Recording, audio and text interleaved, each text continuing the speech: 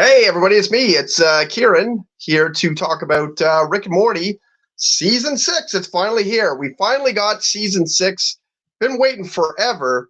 Kind of seems like it is still just kind of seems like it popped out of nowhere. Like all of a sudden we just had it. It was like, oh, September 4th. What is it?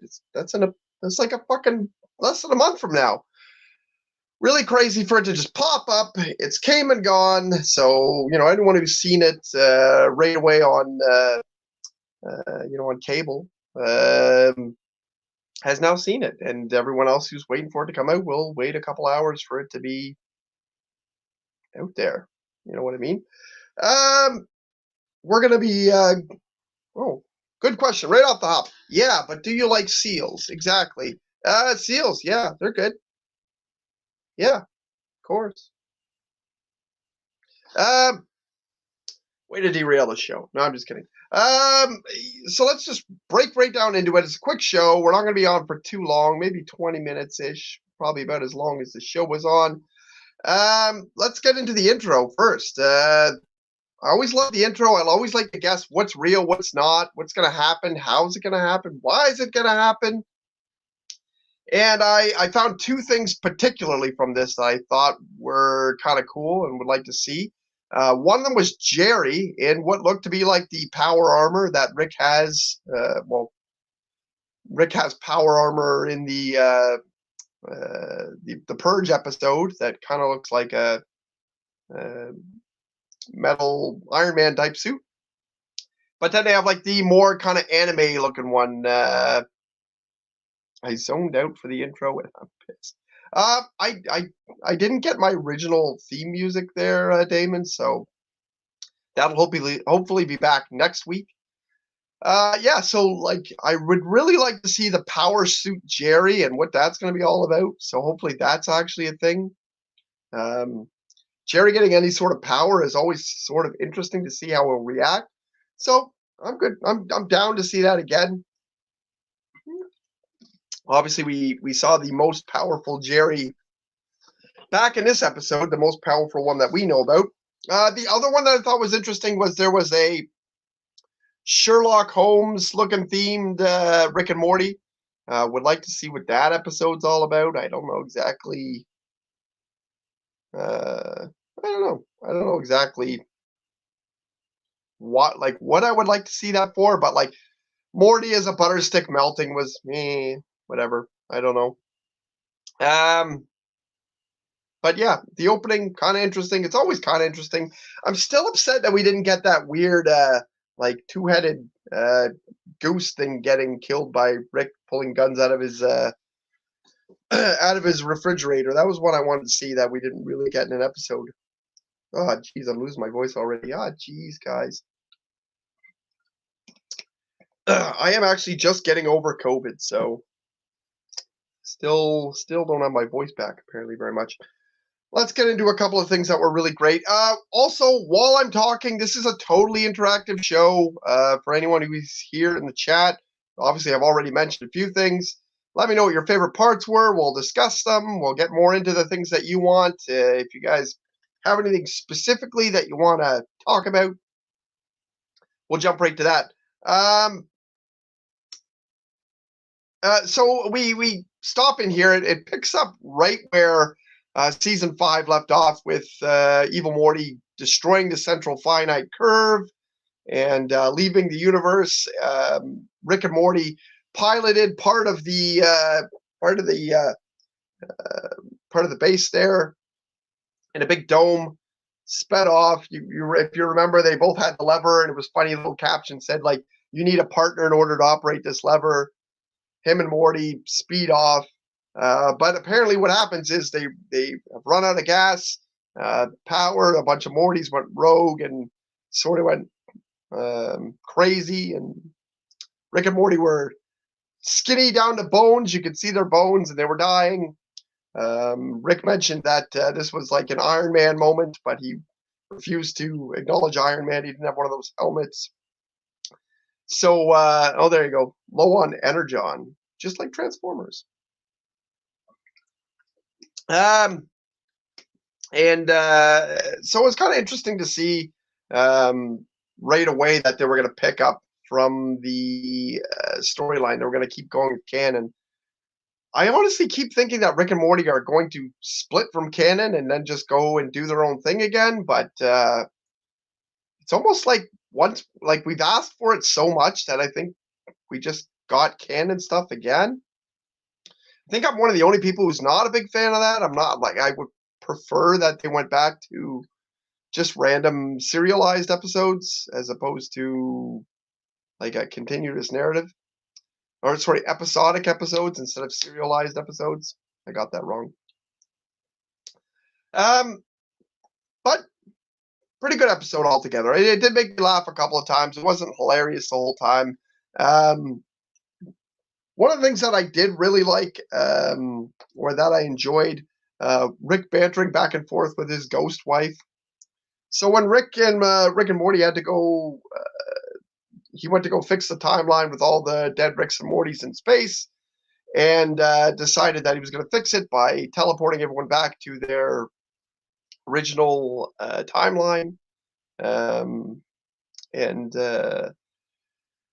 That had all three, Rick, Morty, and Jerry, going to different places. So it had Rick going back to his original universe, which is where his wife and daughter were killed by the weird... well, the Rick kind of looks like a Mad Max type character. He's wearing a weird Mad Max jacket. And then Morty went back to his original Cronenberg universe where everyone got Cronenberg, episode 6 of season 1, when everybody turned in weird praying mantises and then Cronenberg characters, which of course we've already been back to. And Jerry was there. Crazy savage Jerry was back there again. He looks even older. He's got a huge beard. And apparently Summer and Beth from that universe didn't make it. So that was really interesting to see. And then, of course, Jerry went back to Cherry World. And as it was mentioned, a deep cut, because of Jerry Burry, which has been kind of a fan theory the whole time. They, at the end of the episode with Jerry Burry, which I think is season 2, episode 5, when they return, they don't have the ticket for the Jerry, so they just grab a Jerry. And he mentions you're not going to you're not going to be able to get your Jerry back. So that ended up being true, which I think a lot of people kind of already had in their canon anyways. So those three guys all go to 3 different places. And as my wife is here, she says, let's talk about the moms and the relationship with Summer. I wonder where that's going. It was interesting to see both Beths there still, and also both Beths seem to still be there at the end of the episode. So we're going to continue with the Space Beth back, and she's going to stay in the fold, I guess. I don't know if she'll be there all the time, because it mentioned you can go off or you can come back, whatever you want to do. So should be interesting to see where that goes. A couple of parts I want to mention that I thought were hilarious. I don't know what everybody's favorite part was. My favorite part was when the original Rick from Morty's universe was dancing around naked in the tube. I actually found that hilarious in the first place. When they first landed inside the base, it turned into like a bubble, which looked kind of like one of those mazes that you can kind of like manipulate to get a marble to go through different stairs and things like that. There's a couple of tubes and things like that, and there was a couple of different platforms to jump on. Reminded me of one of those puzzles. I don't know if you guys know what I'm talking about. It's a see-through sphere where you can guide a marble, but instead of it being just a flat, it's a 3D one where you can keep turning the bubble. I thought I'm pretty sure that's what it was modeled after, because it looks very much like one. It's kind of funny. But the Rick just dancing around and being like, I might be a clone, it might not be a clone, and just dancing, and I don't know, they look really funny. I love the kind of twerking motion he was doing, and he was laughing. He had counters up everywhere for if something was going to explode, this will be the countdown. It was pretty funny. I enjoyed it quite a lot. I laughed at that part. And then the other big part I think a lot of people find funny was at the very end of the episode, Mr. Frundles, I thought was pretty funny. Apparently, Mr. Frundles, everything he eats becomes Mr. Frundles, and the whole Earth, within a matter of a couple of minutes, became Mr. Frundles, which was a very Rick and Morty type thing to do. Very Rick and Morty type name to begin with, Mr. Frundles. And in the end of the episode, they ended up going to another universe, redoing it again, resetting back to another new Rick and Morty universe. They had to bury themselves in the backyard, which was mentioned earlier because at the beginning of the episode, Beth was wondering where the original Rick and Morty were, and Summer said buried in the backyard, and she said, "Oh, that's where the possums were getting into."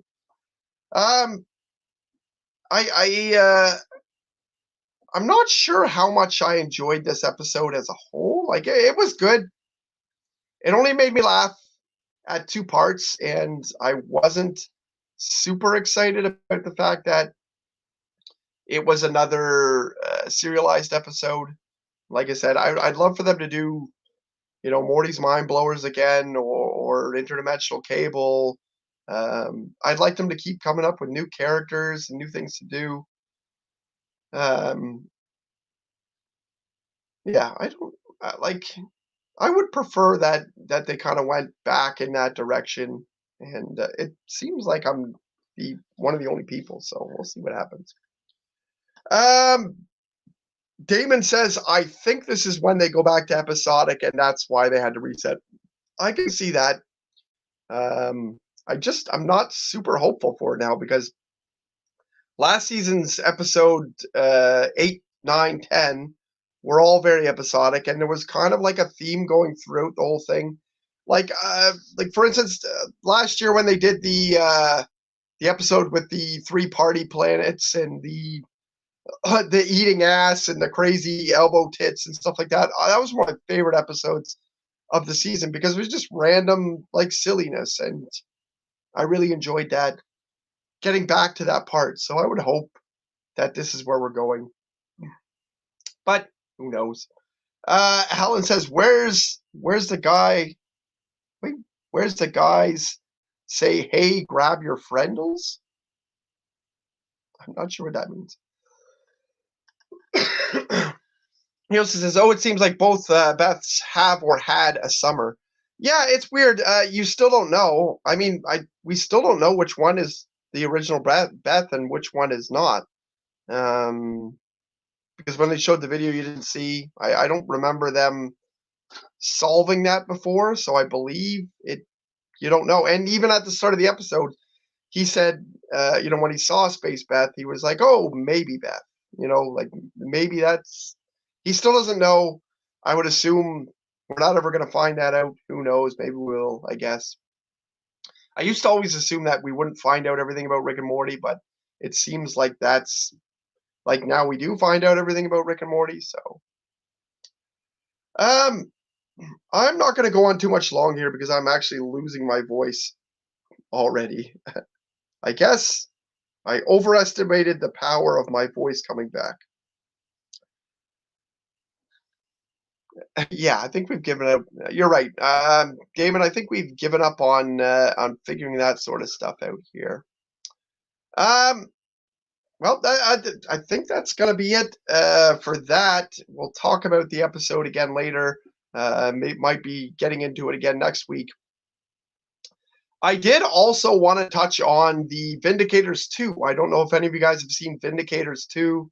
I saw it. I also re-binge watched it today. Bunch of really short episodes, which was it was pretty funny. I actually kind of enjoyed it. I really enjoyed the episode with Crocubot sneaking off and finding this weird crystal that grew into a giant dome and really just turned into a Crocubot dance party. It was a funny revelation to find out that the Vindicators didn't actually beat Doomnometron, but they took credit for it. So it adds a little bit into the canon with the fact that Morty believes that they gathered and destroyed Doomnometron without Rick and Morty, which they didn't. There was a lie the whole time. the Vindicators were proven to be kind of more bumblings, like idiots, and there was some pretty good jokes in there. Alan always wanted to use a ghost train, of course, so it was pretty funny when he tried to use a ghost train to pull their ship when it was out of energy, which I guess is a common theme. And the ghost train just ripped through the whole ship and ripped it open. Everyone flew off into space, and then you never figured out what happened or how they got saved from there. But it once again added a little bit more to the joke that he just always wants to use a ghost train, and there's never really any reason for it. So I do recommend watching the Vindicators. You can find it on YouTube, Vindicators 2. It was like a really quick series. I thought it was going to be more like 5 to 7 minute episodes, but they're honestly all like about 2.5 minutes long. You can find that all on YouTube. So if you're waiting on downloading Rick and Morty season 6 episode 1, if you haven't seen it yet, go check out Vindicators 2 first. Also really excited to hear about a new show that's coming out soon. Let me just get this. I think it's called. Well, Damon, if you're in here, what's the new episode with that new show with Aubrey Plaza that they're making? It's called like Devil Child or something like that. No, not Crapopolis. Crapopolis is a different one. Oh, Little Demon. Sorry, Little Demon. Little Demon is also being made by the same people who made Rick and Morty, and it's got Aubrey Plaza in it, so it's awesome. It's got Danny DeVito in it. I'm really excited to see when this comes out. I believe it's going to be out soon or is already out now. Oh yeah, it is. It's already out. God damn, you got to catch up on all this stuff. It's crazy to catch up with all the TV shows that you have today. Like, I tried to watch She-Hulk this morning. I watched the second episode. There's a third episode already. I tried to watch the second. I watched the first Lord of the Rings. Haven't seen the second one of that yet. I watched House of the Dragon today.